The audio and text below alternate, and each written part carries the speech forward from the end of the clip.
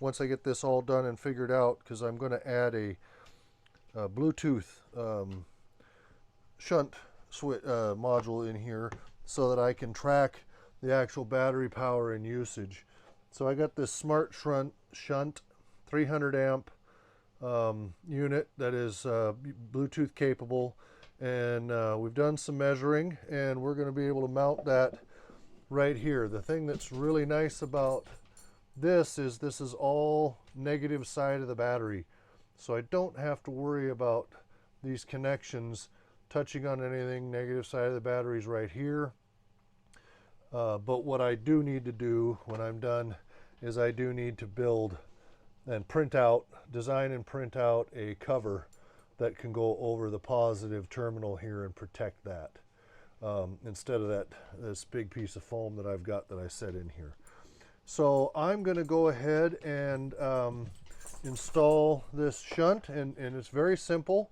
You've got one side goes to your battery, negative. The other side goes to your load, negative. So that will be across my inverter here. There's a red wire that comes, it's a monitoring wire that comes over and plugs into these green terminals. Just a very small wire that was included. This wire will run from the positive side of the battery over and plug into that.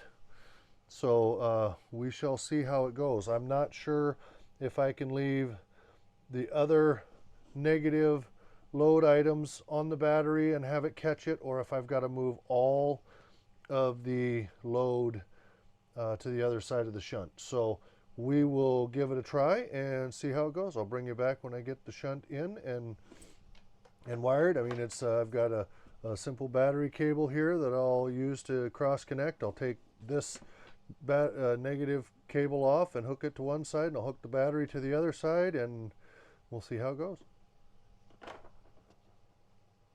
Basically, as we went through before, we've got the inverter attached to the lid of the box.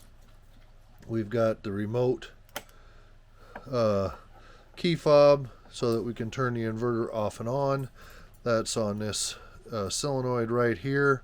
That's always powered, so there's a minor draw. We're at fluctuating between 12.8 and 12.9 volts. We're showing 12.87 on the Bluetooth, and at 100%, this is after running it for 3 days in my tent, charging double and AAA batteries for the lights in the tent, and charging my cell phones, and running my CPAP for 3 days. And I looked up, and minimum voltage on this battery is approximately, the shutoff voltage is 10 volts. So I figure if I run this to 12, it's still plenty in the safety zone, but it should probably start falling off pretty quick, being a LiFePO 4 battery. So we've still got quite a bit of life left, but I'm going to go ahead and charge it full tonight, and then we will run my work laptop computer. It's probably a 32-inch monitor, and my internet hotspot off of it, and home 5G Wi-Fi, and we'll see how it drives. But basically, I was able to install the shunt over here where I expected. The lid closes. It's all clear. Everything's fine. It worked out really good. I was able to take the accessory mount that was directly mounted to the battery and just move it up here to the load side of the shunt. Batteries connect to the battery side of the shunt. Positive battery is connected over here through this monitoring wire to the positive side of the battery. It does have the option to monitor either a second battery on this aux pin or a thermocouple, a temperature sensor. I will probably do neither. I have my 3D printed boxes in here. I moved things around a little bit, but now we can keep everything neat and tidy. I've got the charge cables, which I'll pull those out, and we'll hook up the actual charger. So and run that overnight. I've got a solar charger that I often use when I'm out camping. I just attach that with the Anderson plugs to the solar panel, and then of course to the battery. I've got this connection stays on the battery at all times. This is what I run out. It's fused. That's what I run out for my solar panels when I'm using it. So that stays connected all the time. I've got another USB that I use if I'm running radio. It says POTA. Parks on the air, so when I'm running off battery for radio, I've got a number of USBs that I can run off of that. That has a cord that plugs into the cigarette lighter on top, runs straight 12 volts, and then I've got my 20 amp LifePo 4 battery charger, so we'll plug that in here tonight and get it all charged up full. And then the other box over here, little tough one-handed, getting that lid to pop off. Come on. These lids are really tight, which is good, and I just put a little handle on it so that I can reach it, a little rope. But in here I've got just some miscellaneous. I've got another Anderson power connector with it's a 20 amp plug, but I can run small radios or whatever I need accessory wise off of the cigarette lighter up with the battery in the box. So it's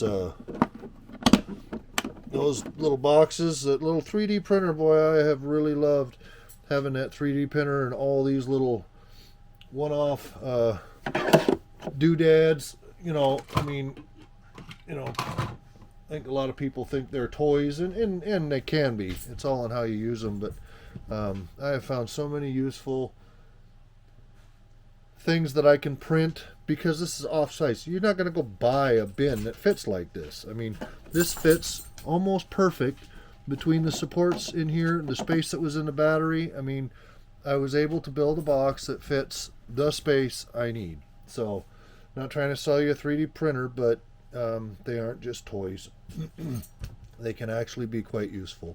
So the other thing I will do now that I've got this fairly well set up is I'll design some type of a cover that will go over the positive terminal of the battery so that I don't have to have this foam in here like this all the time.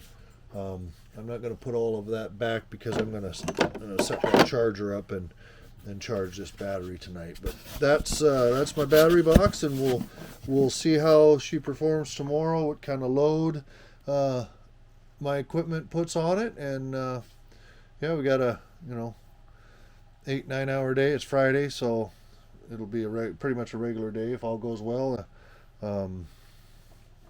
We'll see how the battery fares just as a load test.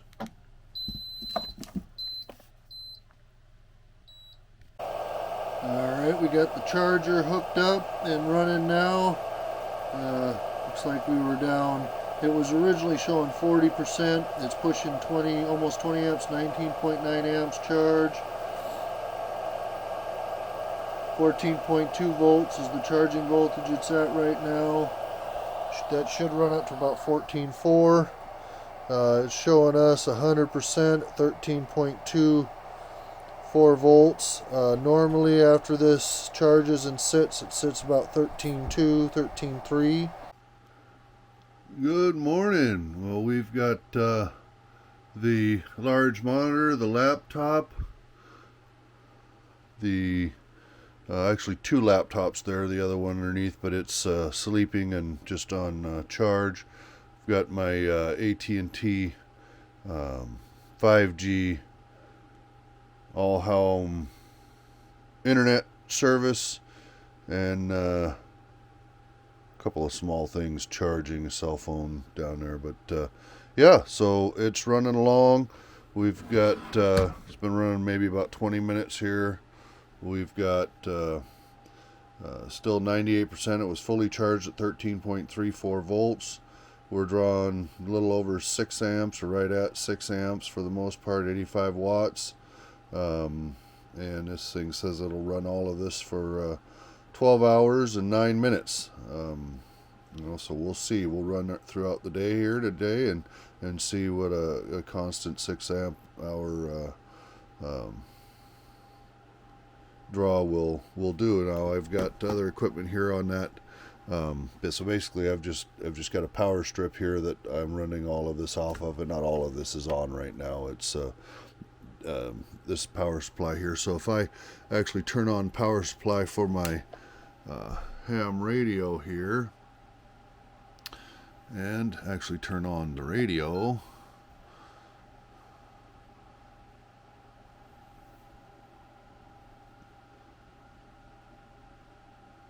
not much going on. So this thing doesn't draw a whole lot when there's no activity, but that brought us up to about 8 amps and down to an 11.5 hours. So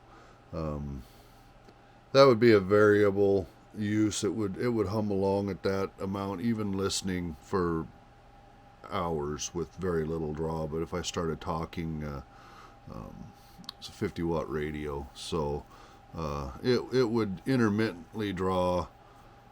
I think it draws about 12 to 14 amps. So DC, so it'll draw pretty good. Probably a couple amps on that power supply, because that's a 110 to 212 volt power supply. So anyway, just to give you some ideas on how these solar generators work. I'm personally not a huge fan. I don't think it's probably be very controversial to the way they sell people these solar generators. I don't think that people truly understand, or a lot of people truly understand, how little these things are actually going to run. Even with solar panels, unless you've got a fairly significant array of solar panels, you're not going to keep up with the load with these small solar generators. You need to have a bank of batteries that can ebb and flow with the weather, especially up here in Pacific Northwest, unless you're in the middle of the summer. And so I've got a portable set of 100-watt solar panels, and I can get on a really, on a average day, 5-6 amps out of those charging back in, if I've got the sun just optimally hitting them. So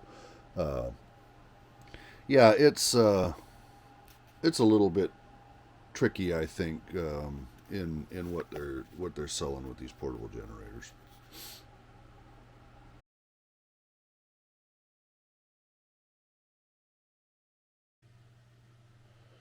Well, we have run the desk off the battery for a little over 8 hours now. We're down over a little over 50%, down to 43% left in the battery. I think it'll start probably dropping fairly quick. It's got 3 hours left. It was estimated at 11 hours, 11 and a half hours in the beginning, something like that. So I'm pretty happy with the way this has worked and tracked, and now I've got a little bit better idea of the longevity of the battery. Drawing a pretty consistent 6.5 to 7 amps all day long, with some spikes up to 8.5 when I had some other charging going on, cell phone and a few other things that I added and had to charge throughout the day. So yeah, it's a great tool, and very happy. Anyway, there you go. Thanks for coming and visiting, and we'll see you again soon. Take care, all.